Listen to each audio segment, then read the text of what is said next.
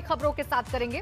पहली बड़ी खबर सपा सांसद शफीकुर रहमान बर्क की। कोरोना वैक्सीन का विरोध करने वाले शफीकुर रहमान ने खुद कोरोना वैक्सीन लगवा ली है। दूसरी बड़ी खबर सुभाषपा के अध्यक्ष ओम प्रकाश राजभर के अजीबोगरीब बयान की। राजभर ने कहा है कि अगर उनकी सरकार बनी तो 5 साल में 5 अलग अलग जातियों के मुख्यमंत्री बनाएंगे और 1 साल में 4 डिप्टी सीएम बनाए जाएंगे। तीसरी बड़ी खबर यूपी धर्मांतरण मामले में ईडी ने मनी लॉन्ड्रिंग एक्ट के तहत केस दर्ज किया है। चौथी बड़ी खबर यूपी कैबिनेट की बैठक में 12 प्रस्तावों पर मुहर लग गई है, जिसमें आध्यात्मिक पर्यटन पर अहम फैसला हुआ है।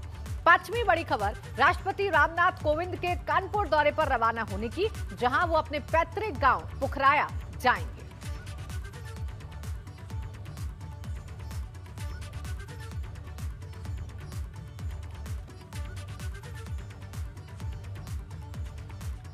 और बात करते हैं वाराणसी के उस पुल की जो कि सवालों के घेरे में है। दरअसल आरोप है कि आशापुर सारनाथ आरओबी की लंबाई को कम किया गया है।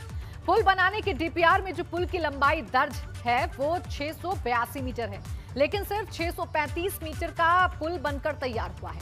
ये ऐसा पुल है जो गाजीपुर को जाने वाले रास्ते को जोड़ता है।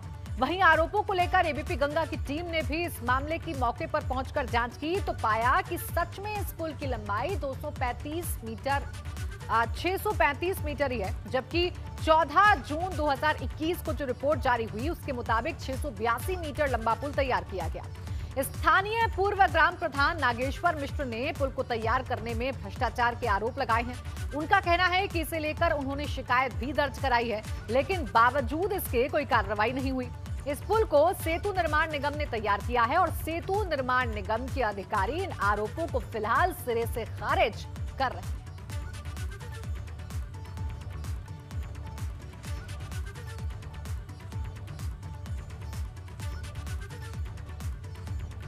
और आइए अब आपको ये सुनाते हैं कि इस गड़बड़ झाले का खुलासा करने वाले पूर्व प्रधान नागेश्वर मिश्रा क्या आरोप लगा रहे हैं। देखिए, आरोप हमारा ये है कि 682 का डीपीआर था, 682 मीटर का। 682 मीटर की कार्य योजना स्वीकृत हुई, उसके लिए लागत स्वीकृत हुआ और जब इसका नाप हम लोग आशापुर बाजार में बैठते हैं तो जहां इसका पुल गिर रहा था वह दूरी डीपीआर के अनुकूल दूरी थी, लेकिन अचानक इसके पुल की लंबाई में कमी आ गई और जहां काम होना चाहिए वहां न हो करके कहीं और से काम होने लगा। तो हम लोगों ने आपत्ति किया कि आप आशापुर गेट के सामने आप पुल उतार रहे हैं और ये एक्सीडेंटल पॉइंट बन जाएगा, यहाँ के लोगों का जीवन खतरे में पड़ जाएगा, ऐसा क्यों कर रहे हैं। तो अधिकारियों ने कोई तवज्जो न दिया, कोई महत्व नहीं दिया। और अब आइए आपको समझा देते हैं कि ये पूरा मामला है क्या। दरअसल काशी का पुल सवालों के घेरे में है, क्योंकि वाराणसी में आशापुर सारनाथ आरओबी बना। डीपीआर में पुल की लंबाई 682 मीटर दर्ज की गई है। 14 जून 2021 की रिपोर्ट में पुल 682 मीटर लंबा दिखाया गया है, लेकिन बनकर तैयार हुआ है पुल महज 635 मीटर लंबा। आरोप है कि अधिकारियों ने पुल की लंबाई कम कर दी। पुल की लंबाई कम कर अधिकारियों ने भ्रष्टाचार किया है, क्योंकि डीपीआर में लंबाई थी 682, लेकिन ये घटकर 635 कैसे हो गई, ये बड़ा सवाल है। और सवाल ये है कि पीएम मोदी के संसदीय क्षेत्र में ये भ्रष्टाचार कैसे हो गया।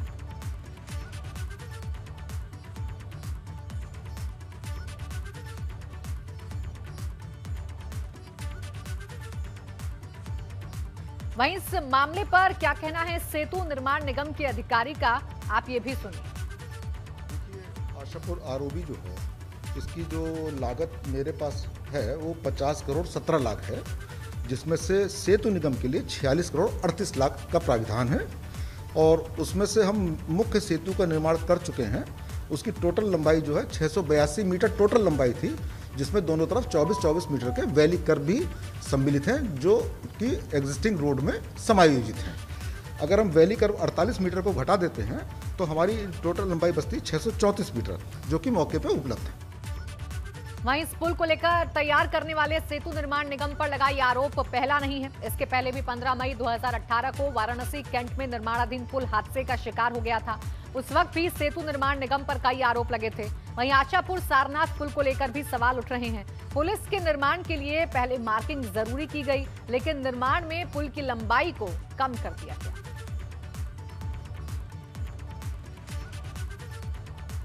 हमारे संवाददाता नीतीश पांडे मामले की पड़ताल के लिए खुद आशापुर सारनाथ आरओबी पर पहुंचे, जहां पर उन्होंने क्या कुछ देखा ये आप भी इस रिपोर्ट के जरिए समझिए।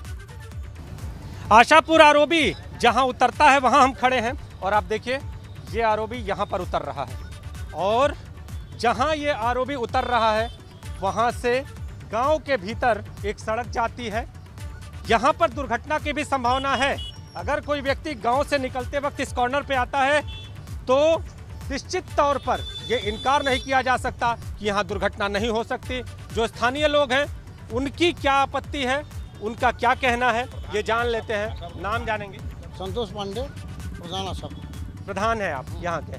प्रधान जी, ये पुल कितना विवादित, कितना खतरनाक, आम जनता क्या कह रही है, क्या कहना है आपका? आप जनता का तो यही है कि आपके सामने है, गांव से कोई निकला तो एक्सीडेंट होना है। हम लोग वहाँ बैठते थे भोला जायसवाल के दुकान पर, तो वहाँ तक नपा था। यहाँ पर जब सनबिन वाले आए हैं दीपक मोदी जी, तब से ही पुल की लंबाई कम होने लगी। यहाँ पर वो अपने स्कूल के लिए यहाँ तक ही रुकवा दिए पुल। यहाँ पर किसी के स्कूल के लिए रोका गया? हाँ, इसको सनबिन के स्कूल के लिए रोका गया यहाँ पर। आपको बता दें कि ये पुल जो स्थानीय जनता है, जो इस आशापुर गांव के प्रधान हैं, वो ये बता रहे हैं कि यहाँ पर ये पुल ख़त्म नहीं होना था, इस पुल को आगे बढ़ना था। और हम आपको और भी इसी पर ज्यादा जानकारी के साथ मेरे सहयोगी नीतीश पांडे जुड़ गए हैं। नीतीश, देखिए आप खुद मौके पर गए और आपने खुद देखा कि हकीकत क्या है। अब सवाल ये है कि जो 47 मीटर की दूरी है जिसे कम किया गया है, ये कैसे कम हो गई और ये जो पूरा घोटाला है, जो पूरा भ्रष्टाचार है, कैसे हो गया? काशी के पुलों पर विवाद है प्राची। काशी में सेतु निर्माण निगम के अधिकारी पुलों को लेकर किस तरह से निष्क्रिय हैं और किस तरह से इनके आंखें बंद होती हैं, ये एक बड़ा उदाहरण एक और पुल के तौर पर सामने आया है। आखिर सेतु निर्माण निगम कर क्या रहा है और सेतु निर्माण निगम के इन कार्यों पर बड़े अधिकारियों की निगाहें क्यों नहीं जाती, ये बड़ा सवाल है। कैंट स्टेशन पे पुल गिरा, उस दिन को याद करिए, उस दिन को जिस वक्त ये लापरवाही बड़ी सामने आई और उसके बाद कार्रवाई भी हुई, लेकिन एक बार फिर पुल की लंबाई कम होना बड़े सवाल खड़े करता है। अपने अपने तथ्य दे रहे हैं अधिकारी, बड़ी बड़ी बातें कर रहे हैं, लेकिन सच यही है कि पहले मार्किंग होती है, वहां पर निशान लगाए जाते हैं और उसके बाद पुल की जो यथास्थिति लंबाई है उसको कम कर दिया जाता है। हमारे साथ नागेश्वर जी भी मौजूद है जिन्होंने इस पूरे मामले को लेकर आपत्ति जताई है। नागेश्वर जी, पहले मार्किंग हुई, कहा जाता है पहले निशान लगे, फिर उस समय आपने आपत्ति नहीं की या क्या स्थिति थी? आपत्ति हमने उसी समय किया था, लेकिन सेतु निगम वाराणसी के अधिकारी भ्रष्टाचार में इस कदर आकंठ डूबे हुए हैं कि उन्हें जनता की शिकायतों से, जनता की सुविधा से कोई सरोकार नहीं, जिसका परिणाम ये है कि मनमाना ढंग से पुल का निर्माण किया गया। इस पुल का निर्माण डीपीआर के विरुद्ध है, नक्शे के विरुद्ध है और ऐसा करने से आशापुर का यह पुल जहां गिर रहा है, ये दुर्घटना पॉइंट हो गया, एक्सीडेंटल पॉइंट हो गया। बड़े सवाल है प्राची और हम आपको एक और तस्वीर दिखाना चाहेंगे। पुल जिधर उतर रहा है उधर हम मौजूद हैं और यहाँ पर जो मार्क लगाया गया है, जिस जगह पर मार्किंग की गई है वो यहाँ से थोड़ी ही दूर पर है। निशान लगने के बावजूद भी आप देखिए ये पुल यहाँ पर उतर रहा है और यहाँ से हम आगे बढ़ रहे हैं और जो निशान है वो यहाँ से आगे मौजूद है, लेकिन उस निशान तक इस पुल को नहीं पहुँचाया जाता है, उससे पुल पहले ही बना दिया जाता है। तो उस निशान को भी हम आपको दिखाएंगे प्राची। आप देखिए ये निशान यहाँ पर आपको मौजूद दिखाई देगा। ये देखिए ये लाल निशान यहाँ पर ये मार्किंग की गई है, लेकिन इसके इतर आप देखिए पुल कहाँ तक बनाया गया है। पुल आपको यहाँ से दूरी पर बनाई हुई दिखाई देगी ये पूरी, अगर बात करें जो स्थिति है। तो ऐसी स्थिति में सवाल बड़े हैं। सवाल इसलिए बड़े हैं कि आखिर जब आपने मार्किंग की, डीपीआर तैयार हुआ, तब ये पुल किस लाभ से, किसके दबाव में यहाँ पर पहले उतारा गया? क्या आम जनता, आपको दूसरी तस्वीर में हम दिखाते हैं, ये देखिए यहाँ पर यातायात है और ये पुल यहाँ उतर रहा है और इसके ठीक बगल में ये गांव का गेट है, ठीक बगल में ये गांव का गेट है। अगर कोई व्यक्ति यहाँ से बाहर निकलता है और पुल पर अगर वाहन जा रहे होते हैं तो ऐसी स्थिति में दुर्घटना का डर भी बना रहता है, लेकिन क्या सेतु निर्माण निगम को ये डर दिखाई नहीं देता? की तस्वीरें आप दिखा रहे हैं कि निशान थोड़े दूरी पर है जहां तक ये पुल बनाया जाना था। अब सवाल ये है कि उस निशान पर क्या जवाब देंगे जो सेतु निगम के कर्मचारी हैं, जो वहां के अधिकारी हैं, वो क्या बताएंगे कि क्यों निशान तक पुल नहीं बना पाए? ऐसी क्या मजबूरी थी, ऐसा क्या बीच में खेल हो रहा था जिसकी वजह से सब कुछ हुआ? प्राची, अगर बात करें तो जिस तरह हमने सेतु निर्माण निगम के अधिकारियों से बात की, उन्होंने कहा कि हम पुल को एक विशेष व्यवस्था के तहत बनाए हुए हैं, कर्व किया गया है पुल को, और पुल की लंबाई उनके हिसाब से बराबर है। लेकिन सवाल ये उठता है कि अगर आपने निशान लगाया, जब डीपीआर तैयार होता है उसके बाद मार्किंग होती है, उसके बाद पुल का निर्माण शुरू होता है, और पुल का निर्माण वहीं तक होता है जहां तक निशान लगे होते हैं, तो फिर ये नए तरह का पुल निर्माण इन्होंने किस तरह से कर दिया? बिल्कुल, देखिए यही वो गंभीर सवाल है नीतीश, जो खड़े हो रहे हैं इन तस्वीरों को देखने के बाद कि अगर आपने निशान लगाया तो वहां तक फिर पुल क्यों नहीं बना। बहुत शुक्रिया आपका तमाम जानकारी के लिए नीतीश। बढ़ते आगे, आज राष्ट्रपति रामनाथ कोविंद का कानपुर दौरा है। इटावा से उनकी जो स्पेशल ट्रेन है, राष्ट्रपति स्पेशल ट्रेन, अब गुजर चुकी है। झींझक रेलवे स्टेशन पर सुरक्षा के पुख्ता इंतजाम किए गए हैं। बुलेट प्रूफ कार, जैमर वाहन, बम निरोधक दस्ता मौजूद है। स्नीफर डॉग और भारी तादाद में पुलिस फोर्स भी तैनात है। तो जहां जहां से होकर ये स्पेशल ट्रेन गुजरेगी, वहां पर सुरक्षा के पक्के इंतजाम किए गए हैं, पुख्ता इंतजाम किए गए हैं। चप्पे चप्पे पर पुलिस बल तैनात की गई है। आपको बता दें कि राष्ट्रपति रामनाथ कोविंद कानपुर जा रहे हैं और उनकी जो ट्रेन है वो इटावा से अब रवाना हुई है, इटावा क्रॉस किया है।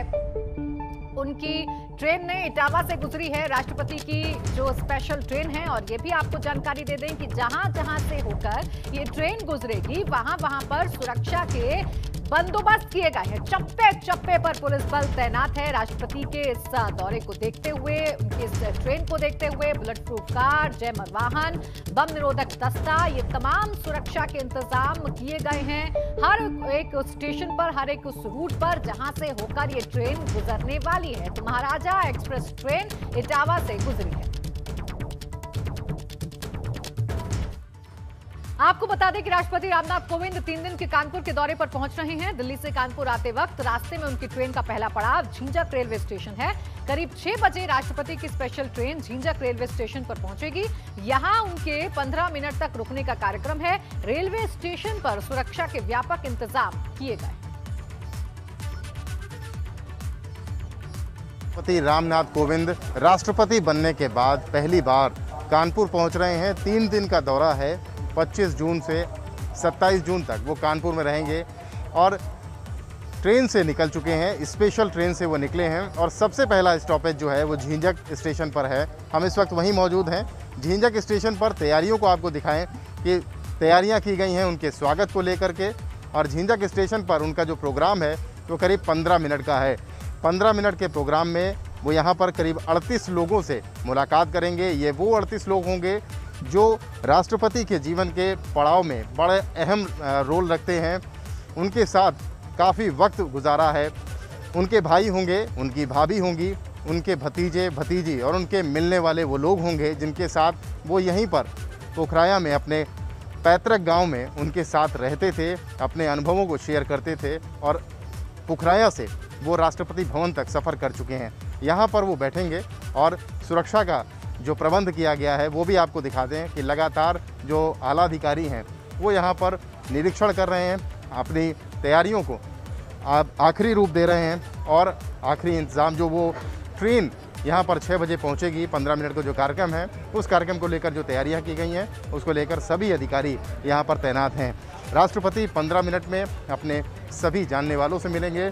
करीब 38 लोगों से मिलने का यहाँ पर कार्यक्रम है और 15 मिनट बाद ट्रेन रवाना होगी रूरा स्टेशन की तरफ से। यहाँ पर दूसरा स्टॉपेज है और दूसरे स्टॉपेज में भी 15 मिनट के लिए ट्रेन को रोका जाएगा और इसके बाद कानपुर सेंट्रल स्टेशन की तरफ विशेष ट्रेन जो राष्ट्रपति को लेकर दिल्ली से चली है वो जाएगी। और इसके बाद 26-27 तारीख को भी राष्ट्रपति कानपुर में रहेंगे। 27 की सुबह वो अपने पैतृक गांव परौक पहुंचेंगे जहां पर तमाम कार्यक्रमों में वो शिरकत करेंगे। कानपुर से कैमरामैन पंकज निगम के साथ रतीश त्रिवेदी, एबीपी गंगा। तो राष्ट्रपति रामनाथ कोविंद अपने पैतृक गांव पहुंच रहे हैं। उनकी जो महाराजा एक्सप्रेस ट्रेन है वो जहां जहां से होकर गुजरेगी वहां चप्पे चप्पे पर सुरक्षा के इंतजाम किए गए हैं। मेरे दो सहयोगी इस वक्त मेरे साथ जुड़ गए हैं। शैलेश अरोड़ा मेरे साथ हैं और रतीश त्रिवेदी मेरे साथ हैं। सबसे पहले रतीश, मैं आपके पास आना चाहूंगी और आपसे जानना चाहूंगी कि इस वक्त आप कहां पर मौजूद हैं और क्या कुछ वहां पर खास इंतजाम आप देख रहे हैं राष्ट्रपति के इस दौरे को लेकर।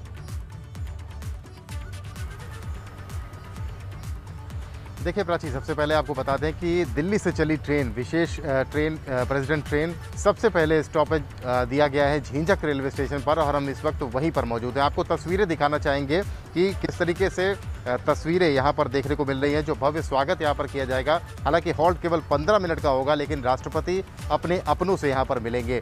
सबसे पहला स्टॉपेज झींझक रेलवे स्टेशन पर 6 बजे जब स्टेशन पर ट्रेन पहुँचेगी तो वो सभी लोग भाई, भाभी, भतीजा, भतीजी और तमाम ऐसे मिलने वाले जो राष्ट्रपति के बहुत करीबी, बेहद करीबी माने जाते हैं, वो सभी यहाँ पर आ गए हैं और अब इंतज़ार ट्रेन का हो रहा है। यहाँ पर उनसे मुलाकात करेंगे। एक राष्ट्रपति के लिए एक मंच भी बनाया गया है जो हम आपको दिखा रहे हैं कि उस मंच पर वो वहाँ पर मौजूद होंगे, बैठेंगे और अपने अपनों से बात करेंगे। उनको भी आपको दिखाएं जो लोग क्रमवार तरीके से बैठाए जा रहे हैं और ये लोग वो हैं जिनको मिलवाने की, जो राष्ट्रपति से मिलेंगे। ये एक तस्वीर आपको दिखा रहे हैं कि ये वो लोग हैं जो यहाँ पर अपने आसन को ग्रहण कर चुके हैं और इन्हीं लोगों से राष्ट्रपति सीधे मुखातिब होंगे, सीधे मुलाकात करेंगे और इसके बाद 15 मिनट के कार्यक्रम के बाद यहाँ से रूरा निकल जाएंगे। राष्ट्रपति बनने के बाद रामनाथ कोविंद सबसे पहली बार यहाँ पर आ रहे हैं और ये वो इलाका है कानपुर देहात का जहाँ पर उनके बहुत दिन गुजरे हैं और उन्होंने अपने बेहद करीबियों के साथ यहाँ पर बहुत सारे अनुभव साझा भी किए हैं। इसलिए बड़ा अहम पड़ाव हो जाता है। दिल्ली से ट्रेन चली है, पहला पड़ाव झींझक रेलवे स्टेशन का है जहाँ पर उनके भव्य स्वागत की तैयारी भी की गई है और पूरा तस्वीरों के जरिए हमने रतीश देखा कि किस तरीके से वहां पर तैयारियां की गई हैं और किस तरीके से जो उनके बहुत करीबी लोग हैं वो पहुंचे हुए हैं और उनका इंतजार किया जा रहा है।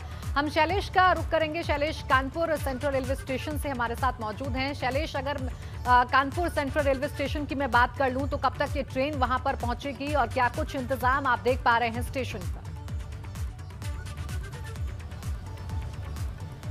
प्राची 7:45 पर यहाँ पर ट्रेन पहुँचेगी, स्पेशल ट्रेन, और उसके बाद 7:55 पर यहाँ राष्ट्रपति का काफिला जो है यहाँ से रवाना होगा सर्किट हाउस के लिए। यहाँ से सर्किट हाउस की जो दूरी है वो 10 मिनट की है, यानी 8:05 पर राष्ट्रपति जो हैं वो सर्किट हाउस पहुँच जाएंगे। बहरहाल सुरक्षा व्यवस्था हम आपको दिखा रहे हैं कितनी कड़ी है। आम लोगों की एंट्री पूरी तरह बंद कर दी गई है, यहाँ तक कि जो मीडिया है उसको भी अंदर जाने की अब अनुमति नहीं है। और ये वो गेट है जहाँ से महामहिम राष्ट्रपति बाहर निकलेंगे और आप यहाँ की सुरक्षा व्यवस्था देख सकते हैं कि किस तरह से यहाँ पर लोकल पुलिस है, कई अलग अलग आसपास के जो ज़िले हैं वहाँ से भी फोर्स को बुलाया गया है। इसके अलावा आरपीएफ की बड़ी संख्या में तैनाती है, सीआईएसएफ के भी जवान हैं अंदर। और यहीं प्लेटफॉर्म नंबर 1 जो है वहाँ पर ये विशेष ट्रेन रुकेगी और उसके बाद यहाँ से काफिला बाहर निकलेगा राष्ट्रपति का। बाहर आप देख सकते हैं जब काफिला आएगा तो बाहर जगह जगह चप्पे चप्पे पर होर्डिंग लगाए गए हैं राष्ट्रपति के स्वागत के लिए, सामने वो देखे जा सकते हैं। यहाँ पर जो अभी तक प्रस्तावित राज्यपाल और मुख्यमंत्री उनका स्वागत में यहाँ पर पहुँचेंगे और तैयारी देखिए यहाँ पर पूरी कर ली गई है, काफ़ी कड़ी व्यवस्था है। आम जो यात्री हैं उनके लिए भी ये एंट्री काफ़ी देर पहले से ही बंद की जा चुकी है, यानी अब अगर किसी को यात्रा करनी है तो उसे जो स्टेशन के दूसरी तरफ के रास्ते हैं, जो घंटाघर की तरफ के रास्ते हैं, बिल्कुल देखिए तमाम जो तैयारी है वो आप लगातार दिखा रहे हैं। शैलेश और रतीश, आपका हम रुख करेंगे। फिलहाल वक्त कोरोना वैक्सीन का विरोध करने वाले समाजवादी पार्टी के संभल से सांसद डॉक्टर शफीकुर रहमान बर्क बैकफुट पर आ गए हैं। सपा सांसद ने आज खुद वैक्सीन लगवा ली है। इससे पहले शफीकुर रहमान ने अप्रैल में कहा था कि उन्हें वैक्सीन लगवाने की जरूरत नहीं है। आपको सुनवाते हैं कि कैसे बर्क ने अप्रैल में कहा था कि वैक्सीन लगवाने से इनकार उन्होंने किया था और अब जब उन्होंने आज वैक्सीन लगवाई है तो क्या कहा।